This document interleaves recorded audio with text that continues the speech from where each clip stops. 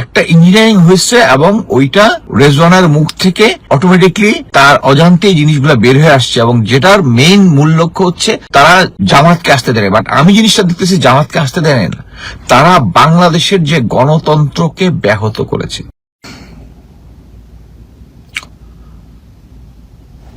আসসালামু আলাইকুম। জাস্ট রমজান মাস, আমি অ্যাকচুয়ালি ফেসবুকিংটা একটু কমিয়ে দিয়েছি। আজকে অনেকক্ষণ পরে ফেসবুকে এসে দেখলাম যে রেজওয়ানা চৌধুরী, যিনি আমাদের উপদেষ্টা ছিলেন, তার একটা ফটো কার্ড আমি শেয়ার করেছি। ওটা নিয়ে লোকজন আবার সেম, যে এটা ভুয়া, এবং এটা নিয়ে লোকজন গালাগালি যেটা নর্মালি করে ওটা করতেছে। I don't mind. তো এইটুকু বলতে চাই, ভিডিওটা পুরো আমি দেখেছি। রেজওয়ানা চৌধুরী এক্স্যাক্টলি ওই কথাটা বলে নাই, দ্যাটস ফর শিওর, কিন্তু আমি হচ্ছে expert in reading between the lines. So পুরা তার কথাবার্তা এবং এক্সপ্রেশনের মধ্যে যেটা হচ্ছে যে তাকে সে যে ইঞ্জিনিয়ারিং ইঞ্জেকশনের একটা হয়েছে এবং এটার পিছনে তার মদত আছে, প্লাস হচ্ছে এখন আমি অন্যান্য সোর্স থেকে জানি, সেটা হচ্ছে আমাদেরকে আগে অনেক ভুয়া তথ্য দিছে যে ইয়ার মধ্যে জামাতের লোকজনে ভরে গেছে ওই অ্যাডমিনিস্ট্রেশনের মধ্যে। বাট অ্যাকচুয়ালি এবং একটা ইঞ্জিনিয়ারিং ইলেকশন হয়েছে তাতে কোনো ডাউট নাই।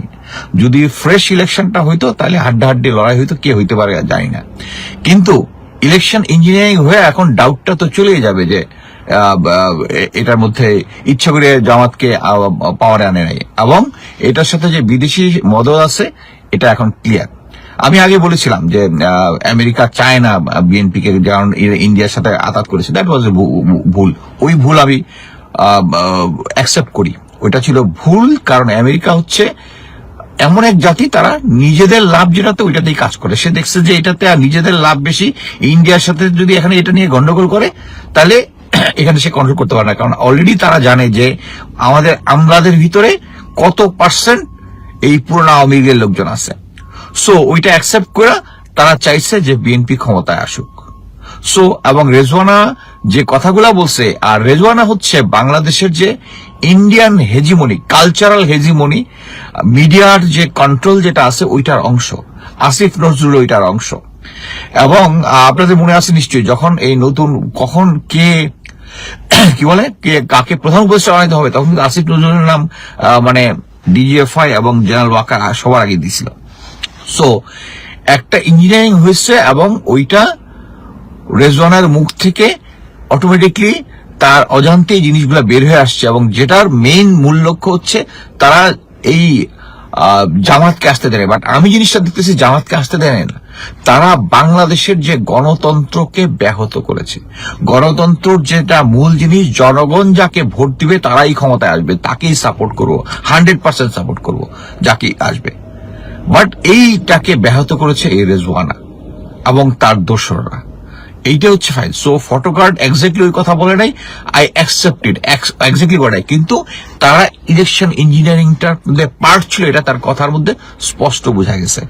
আমি এখন বিএনপি কে কোনো ডিস্টার্ব করতেছি না, বিএনপির অনেক অনিয়ন্ত্রণীয় আছে, এটা নিয়ে কথা হবে। আমি দেখলাম যে বাংলাদেশের রাজনীতি নিয়ে কথা বলা হচ্ছে এটা ওয়েস্টেজ অফ টাইম। আমি যা করেছি আগে হাসিনার আমলে ঝাঁপায় পড়ছিলাম, ঠিক আছে, বাট বিএনপি আমি জামাতের সাপোর্টার না, আমি জামাতকে করেছি, সাপোর্ট দিয়েছি অনলি আমার কাছে মনে হয়েছে বর্তমান সিচুয়েশনে Jamaat will be best because they are anti Indian, BNP is not.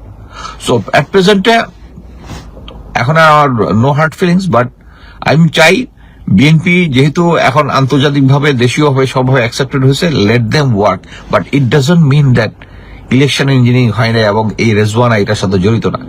এই Rezwana they will be burn in hell, and তার দোসর যারা আছে, যারা বাংলাদেশি ইলেকশন ইঞ্জিনিয়ারিং যারা গণতন্ত্রকে ধ্বংস করেছে, তারা ধ্বংস হোক। রমজান মাসে আমাদের সবাই আমিন বলে যাবেন। আল্লাহ হাফেজ।